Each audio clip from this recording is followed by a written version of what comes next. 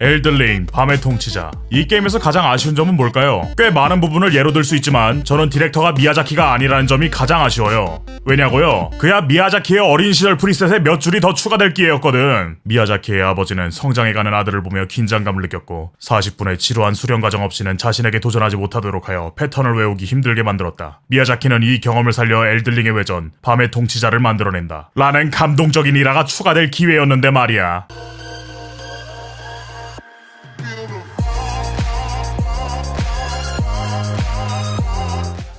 엘든링 밤의 통치자는 마치 쓸데없이 도전정신 드높은 국밥집을 보는 듯합니다. 잘하는 순댓국을 놔두고 순두부찌개를 메뉴에 추가했는데 그 안에 들어있는 순대만 맛있는 그런 개같은 상황이죠. 우선 기본적인 게임 방식을 설명하자면 배틀로얄 게임처럼 특정 지역에 플레이어가 뿌려지고 시간이 지날수록 자기장이 줄어듭니다. 이 한정된 시간 동안 성체나 야영지 등을 돌며 파밍을 하고 보스전에 대비하는 거예요. 그리고 자기장이 완전히 좁혀지면 보스전을 치른 뒤 다음날로 넘어가는 구조를 가지고 있죠. 이렇게 이틀을 플레이한 다음 최종 보스전을 치르는 게 이 게임의 기본 전개입니다. 간단히 요약해서 그렇지 여러가지 세부 사항이 있지만 우선 가장 중요한 보스전을 볼까요? 보스전은 언제나 그랬듯 맛있습니다. 일단 기존 보스들과 구작 보스들부터 말해보죠. 구작 보스들은 별로 말할 게 없어요. 만나면 반갑고 게임이 얼마나 진화했는지를 느낄 수 있는 정도죠. 무명왕 그 개같은 걸 트라이하던 기억은 아직도 저의 뇌리 깊숙이 남아있었고 저는 공포에 휩싸였습니다. 근데 같이 하던 형이 말했죠. 우리 전부 엘든링 DLC 클리어했잖아.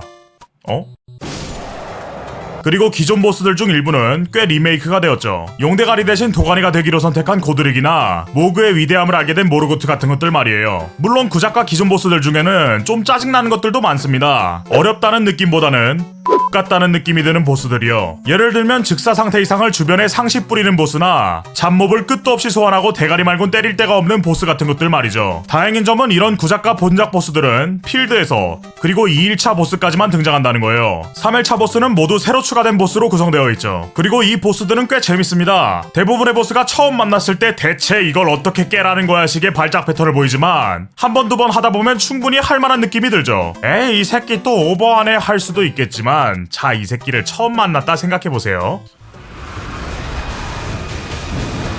와, 아츠 살짝 모자라네. 조심. 지금 차있다. 아츠는 차있고.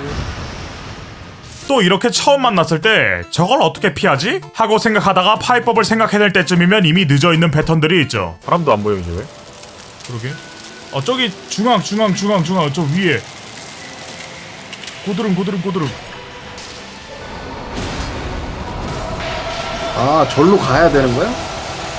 그런가 본데요? 이 보스들의 공통점이 있다면 3인에 맞게 난이도가 맞춰져 있다는 거예요. 이게 무슨 뜻이냐고요? 이리저리 뛰어다니면서 딜 타이밍은 개미 오줌만큼 주고 타겟으로 삼은 사람은 영원히 뭘 못하게 만든다는 소리죠. 패턴 사이사이에 딜을 넣던 기존 플레이어와 달리 타겟이 된 사람은 미친듯이 피해 다니고 나머지 인원들은 안전하게 딜을 넣는 마치 몬스터 헌터 같은 느낌을 받게 됩니다. 처음에는 익숙하지 않아서 딜을 우겨넣다가 많이 죽었는데 나중에 가서는 꽤 적응이 돼서 많이 죽었어요. 특히 괜찮았던 점은 보스들의 구성 방식이었습니다. 모든 보스가 미친놈 작두타는 것 마냥 이리저리 뛰어다니기만 하는 것 같지만 나름대로 어려움을 주는 방식이 달랐거든요. 예를 들어 처음 만나는 얼럭키 시프는 3마리로 나눠지고 나방정갈은 원거리와 근거리 캐릭터가 공략해야 할 부분이 다르죠. 우마머스만은 미친듯이 광역 공격을 뿌려대면서 달리고 발광염소는 2가지 페이지를 오갑니다. 가장 큰 특징이 있다면 약점 속성이 존재하고 그게 대놓고 적혀있다는 거예요. 이 약점을 노리면 큰 패턴을 무마시킬 수 있죠. 보스전이 이렇게 설계되어 있다 보니 캐릭터를 바꿔가면서 플레이해야 할 때도 있습니다. 이 게임에는 8종의 캐릭터가 존재하고 각 캐릭터는 패시브와 스킬, 아츠라는 필살기를 가지고 있어 플레이 스타일이 꽤 바뀌거든요. 오, 프롬게임은 근딜로만 하는 게 근본이라고요? 저 하늘에서 내려오지 않으면서 짜르본 발을 드롭하는 미친 장어를 상대하는 게 정말 재밌을 거예요. 어라?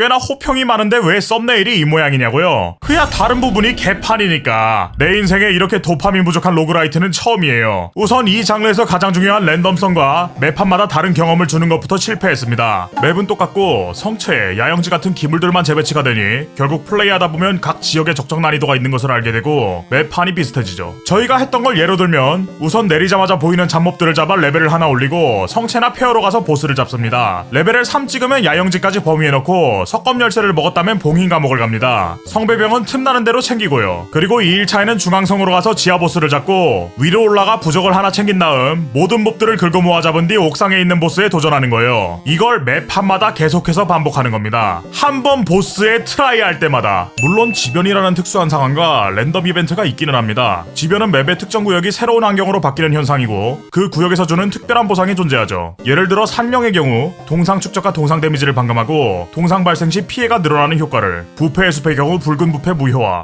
HP 최대치 상승, 블러드본에서 보이던 리게인을 부여하는 효과를 가지고 있습니다. 산령의 경우에는 동상 상태 이상을 계속해서 부여하는 밤의 안개 칼리고를 잡을 때만 의미가 있지만 다른 지역은 어느 보스를 가도 가치가 있는 보상을 제공합니다. 하지만 2일차에 도전하는 곳이 중앙성에서 지변으로 옮겨갈 뿐이고 플레이를 크게 바꾸지는 못하죠. 랜덤 이벤트의 경우에는 너무 드물게 터져서 게임을 40시간 넘게 하는 동안 10번을 채 못 받고요. 이렇게 루트가 적용하더니 오히려 특이한 상황이 반갑지 않을 정도였어요.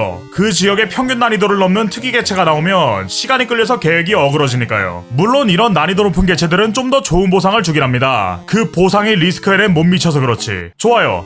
안쪽에서의 플레이는 그렇다 칩시다. 이 게임은 로그라이트, 즉 쌓아나가는 게임입니다. 플레이를 시작하기 전부터 플레이를 준비하는 그런 게임이라는 거죠. 하지만 이 게임에서 싸울 수 있는 건 단 하나, 유물뿐이에요. 근데 이 유물도 정말 밋밋하기 짝이 없어요. 활종의 캐릭터에 대응되는 유물은 그나마 나은 편입니다. 플레이가 크게 변할 정도는 아니지만 각 캐릭터의 스킬이나 아츠를 강화시켜주는 효과를 가지고 있거든요. 문제는 다른 유물들이에요. 기량 플러스 몇, 생명력 플러스 몇 같은 스테이터스 옵션이 대부분이고 무슨 항아리를 가지고 시작한다, 가드 카운터 강화 등 로그라이트라 부르기엔 너무나도 심심한 효과들을 가지고 있거든요. 이러다 보니 유물 랜덤 뽑기라는 원래라면 듣기만 해도 도파민이 넘쳐나는 행위를 연달아 해도 그냥 허무하기만 합니다. 아마 엘들링의 모그가 허무를 외치는 이유도 이런 가차에 손을 대서겠죠. 이렇게 모은 유물을 검색하는 기능도 쓰레기입니다. 각 보너스를 몇 개의 계열로만 분류해서 검색할 수 있을 뿐 개별 효과는 검색할 수 없으며 그마저도 랜덤하게 몇 개의 옵션이 붙는 유물 특성상 거의 의미가 없게 느껴지죠. 캐릭터가 성장하는 요소도 없고 유물도 밋밋한데 이걸 로그라이트라 부를 수 있을까요? 저는 이 게임에서 모든 보스를 잡았을 때 드디어 게임이 끝났다는 인상을 받았어요. 매 판마다 게임에서 주는 경험이 크게 바뀌지 않으니 로그라이트 장르에서 가장 어울리지 않는 단어 완결이라는 감상이 제일 먼저 떠오른 거죠. 지금 이 게임의 현실은 뭐냐? 보스한테 죽으면 그 지역 처음부터 다시 시작하는 엘들링이에요. 거기에 프롬 특유의 불친절함이 더해지죠. 배그처럼 자기장이 줄어드는 게임인데 그 자기장이 언제 줄어드는지 표시도 해주지 않고 자기장이 줄어드는 순간은 무슨 졸업 앨범에 남은 흑역사라도 되는 것 마냥 오른쪽 위에 작게 표시됩니다. 심지어 미니맵도 없고 멀티 위주의 게임인데 소통 수단이라곤 핑 하나밖에 없어요. 아, 또 하나 있긴 하네요. 이게 좋아서 쓰는 줄 아나? 대체제가 없어서 쓰는 거지.